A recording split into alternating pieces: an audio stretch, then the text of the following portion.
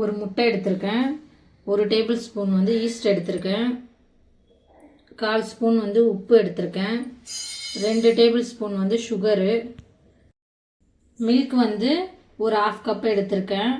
வெது வெதுப்பான சூடில் இருக்கணும் மில்க்கு. மைதா மாவு வந்து 2 கப் எடுத்துக்கிறேன். 250 கிராம் கப்பு இது, 2 கப் எடுத்துக்கிறேன். 1 டேபிள் ஸ்பூன் வந்து பட்டர் எடுத்துக்கலாம். மைதா 2 கப் ஆட் பண்ணிட்டேன். சுகர் 2 டேபிள் ஸ்பூன் போட்டுக்கிறேன். 1 டீஸ்பூன் வந்து இன்ஸ்டன்ட் ஈஸ்ட்டு போட்டுக்கிறேன். சுகர் மேலேயே போட்டுடுறேன் ஈஸ்ட்டு. வெது வெதுப்பான சூடில் இருக்க மில்க்கு சேர்த்துக்கிறேன், ஒரு 1/2 cup. 1 tablespoon butter add பண்ணிட்டேன். ஒரு எக்கு ஆட் பண்ணிக்கிறேன் அதில்.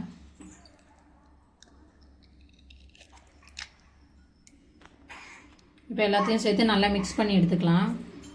லாஸ்ட்டாக வந்து 1/4 ஸ்பூன் உப்பு போட்டுக்கிட்டேன். எல்லாத்தையும் சேர்த்து ஒன்றா மிக்ஸ் பண்ணிடலாம்.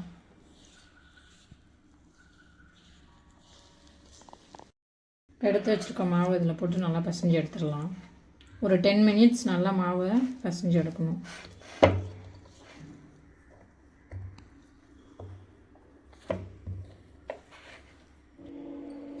இந்த மாதிரி வந்து நல்லா பிசைஞ்சு எடுத்தாச்சு, ஒட்டாத அளவுக்கு.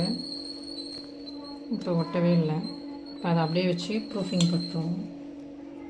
வச்சாச்சு. ஒரு ஈர துணி வந்து காட்டன் துணியை வந்து ஈரமாக்கி இதை மூடி வச்சுருவோம். ஒரு 2 ஹவர்ஸ் ஆகும் ப்ரூஃபிங் ஆகும். அப்புறம் பார்ப்போம். ப்ரூஃபிங் ஆகிடுச்சான்னு ஓப்பன் பண்ணி பார்த்துருவோம். ஓகே, ப்ரூஃபிங் ஆகிடுச்சு.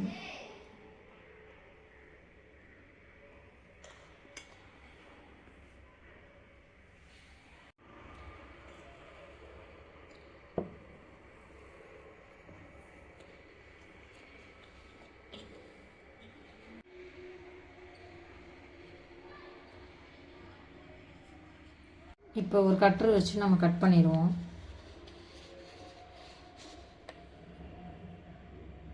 அதுக்குள்ளே ஒரு குட்டி கட்டர் டோனட் ஷேப் வரும். 1/2 ஹவர் மூடி வச்சுருவோம். 1/2 ஹவர் கழிச்சு எடுத்து நம்ம பொரிச்சு எடுத்துடலாம். 1/2 ஹவர் ஆகிடுச்சு. இதை ஓப்பன் பண்ணி நம்ம ஃப்ரை பண்ணிடலாம்.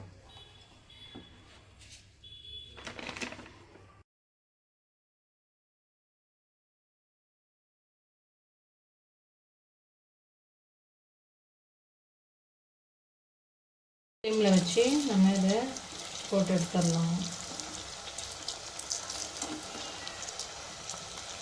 டோனட் ஃப்ரை ஆகிடுச்சு, நம்ம வெளில எடுத்துடலாம். இது கார்னிஷ் பண்ணுவோம். நான் சாக்லேட் வந்து மெல்ட் பண்ணி வச்சுருக்கேன்.